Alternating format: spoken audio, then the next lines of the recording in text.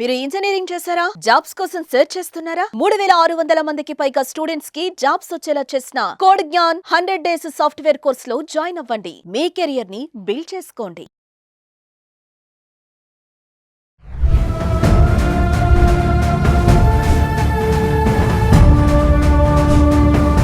Hi hello నమస్తే welcome back to Suman T. ప్రస్తుతం మనతో పాటు ఉన్నారు ఫ్యామిలీ కౌన్సిలర్ రజనీ రమ గారు.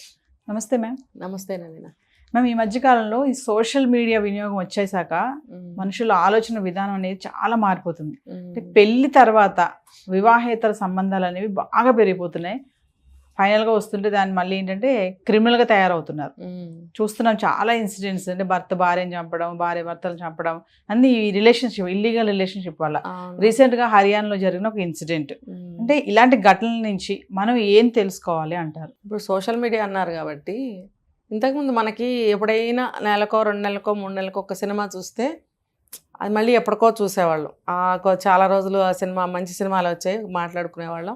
అందులో మంచి చెడు బాగా విమర్శించుకుని మాట్లాడుకునేవాళ్ళం. కొంచెం ఇంప్లిమెంట్ కూడా చేసేవారు. మళ్ళీ ఎన్నాళ్ళకో ఒక సినిమా. ఇప్పుడేంటి, ఒక్క సినిమా కాదు, ఎన్నో వచ్చేసినాయి సోషల్ మీడియా ద్వారా. సినిమా అనేది చాలామంది మర్చిపోయారు. అన్ని సినిమాలు కూడా నెట్ఫ్లిక్స్ అని అదని ఇదని వచ్చేసినాయి కదా. కాబట్టి బయటకు వెళ్ళి ఆ సినిమా చూడాలని అవసరం కూడా లేదు, అన్ని సోషల్ మీడియాలో చూసేస్తున్నారు. దీనివల్ల ఏమవుతుందంటే ప్రపంచంలో ఉన్న అన్నీ కూడా నిమిషంలో తెలిసిపోతున్నాయి. అది కూడా రకరకాలు తెలుస్తున్నాయి. మనకి అప్పుడు ఒక్క సినిమాయే తెలిసేది కదా, డిఫరెంట్ వేరియేషన్స్. ఒక్క సినిమాయే మనకు తెలిసేది.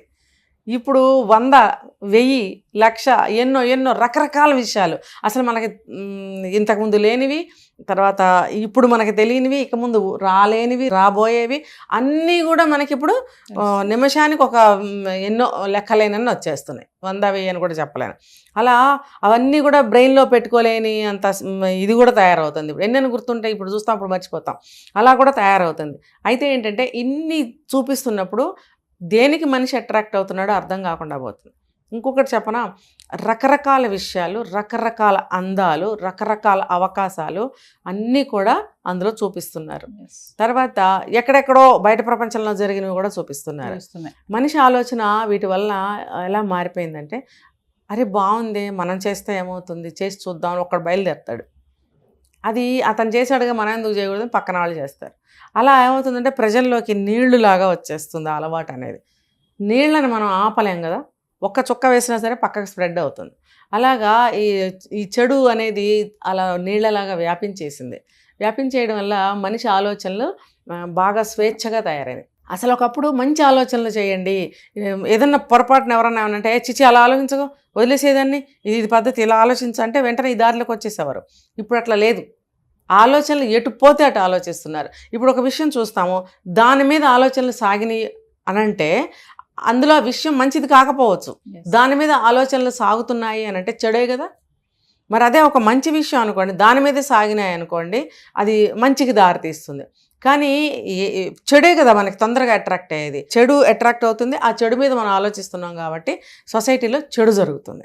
ఇది చెడు అనేది ఈ రకంగా వెళ్తూ ఉందన్నమాట. ఇప్పుడు మీరు ఇందాకేదో అడిగారు, హర్యానాలో జరిగిన ఇన్సిడెంట్ మేడం. అది రెంట్కుండే అబ్బాయి తోటి వైఫ్ మరి అఫైర్ పెట్టుకుంది కదా, ఆ తట్టుకోలేక హస్బెండ్ అతను చంపేశాడు. అయితే ఇలాగా, లేదంటే ఇలాగా, భార్య భర్తను చంపడం, భర్త భార్యను చంపడం, లేదంటే పిల్లల్ని చంపడం, ఇవే జరుగుతున్నాయి మొత్తం అంతా కూడా. ఇప్పుడు ఆడవాళ్ళు చాలామంది సెల్ ఫోన్తోనే కూర్చుంటున్నారు. ఎక్కువగా ఆడవాళ్ళ చేతిలో, మగవాళ్ళ చేతిలో కూడా ఉన్నాయి, ఆడవాళ్ళ చేతిలో కూడా చూస్తున్నాం. వాళ్ళు ఏం చూస్తున్నారు ఎవరికి తెలుసు. ఇప్పుడు అన్నీ చూస్తారు వాళ్ళు కూడా, వాళ్ళకి నచ్చుతున్నాయి. రీల్స్ చేస్తున్నారు కొంతమంది, రీల్స్ చేస్తున్నారు. రీల్స్ చేసేటప్పుడు వాళ్ళు బట్టలు ఎలా వేసుకుంటున్నారో కొంతమంది వాళ్ళకే తెలుసు, ఏం మాట్లాడుతున్నారో వాళ్ళకే తెలుసు, ఎలా మాట్లాడుతున్నారో కూడా వాళ్ళకే తెలుసు. కన్ను గీటి మాట్లాడటము, కనుబొమ్మలు ఎగరేసి మాట్లాడటము, పక్కన నవ్వడము, హస్కీ వాయిస్తో మాట్లాడటము. ఎందుకండి ఇవన్నీ? మీరు ఒక మంచి విషయం రీల్ చేయాలనుకున్నారు, మంచిగా మీ న్యాచురల్ వాయిస్తో మాట్లాడండి. అంటే టెంప్టింగ్ చేసి మాట్లాడుతున్నట్టుగా, రెచ్చగొట్టే విధంగా. దీనివల్ల ఏమవుతుందంటే ఆన్లైన్లో కావచ్చు, ఇన్స్టాలో కావచ్చు, పక్కింటోడు కావచ్చు దృష్టి పెడతాడు. అంటే ఇప్పుడు మీరు అడిగిన దానికి ఆమె రీల్స్ చేసిందా అంటే అలా నేను అనటం లేదు, ఇది ఒక కారణం అంటున్నాను. అలాగే వీళ్ళు కూడా ఇవన్నీ చూసి, ఇవన్నీ ఇష్టపడి అట్రాక్ట్ అయ్యి ఆ చేష్టలు చేస్తారు. చేసినప్పుడు పక్కింటి వాడవచ్చు, ఎదురింటి వాడవచ్చు, ఆఫీస్లో వాడవచ్చు. అట్రాక్ట్ అవ్వడా, ఒక రాయేసి చూద్దామని వేస్తాడు. వీడికి కావాల్సిందే కదా, వెంటనే లొంగుతుంది అనమాట. ఇది ఒక మంచి కుటుంబంలో ఒక మంచి అబ్బాయి అయినప్పుడు భార్యను ఎట్లా ఒప్పుకుంటాడు ఇలాంటి విషయాలు? ఒప్పుకోలేడు. ఇంకోటి ఏంటంటే, మనం అనుకుంటున్నాం ఈ మధ్య సాధారణ ఒక విషయం, ఇష్టం లేకపోతే పంపించేయండి, ఇష్టం లేకపోతే వెళ్ళిపోండి అని అంటున్నాం. కానీ ఇంకొక యాంగిల్లో కూడా మనం చూడాలి. ఏంటనంటే, ఆ భార్య అవనివ్వండి, భర్త అవనివ్వండి, అలా చేస్తే రెండో వాళ్ళకి మనసు అసూయతో, కోపంతో, అవమానంతో రగిలిపోతుంది. ఎందుకు అనంటే, నన్ను మోసం చేస్తావా, నన్ను నమ్మించి ఇన్ని రోజులు మోసం చేస్తావా?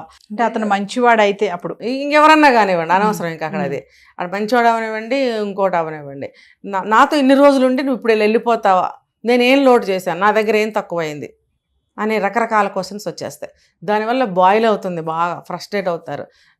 అందులో నుంచి అసూయ వస్తుంది, మరి కోపం బాగా వస్తుంది. ఇంకొకటి అవమానం తట్టుకోలేరు. మెయిన్ అవమానం. నలుగురిలో భార్య వెళ్ళిపోయింది లేకపోతే భర్త వెళ్ళిపోయాడంటే బాగా అవమానం జరుగుతుంది. ఇది ఈ కారణాల వల్ల, ఇందాక నేను చెప్పిన కారణాల వల్ల. కాబట్టి ఆ బాధతోటి, ఆ అవమానంతో చంపడానికి ప్రయత్నిస్తున్నారు. అంత బాధలో, అంత అవమానంలో వెళ్ళమ్మా నువ్వు అతనితోనే వెళ్ళిపో అని కంట్రోల్ చేసుకుని చెప్పగలిగితే పర్వాలేదు. కానీ దాన్ని ఎవరు కంట్రోల్ చేసుకోలేకపోతున్నారు, ఎవరు కూడా దాన్ని జయించలేకపోతున్నారు.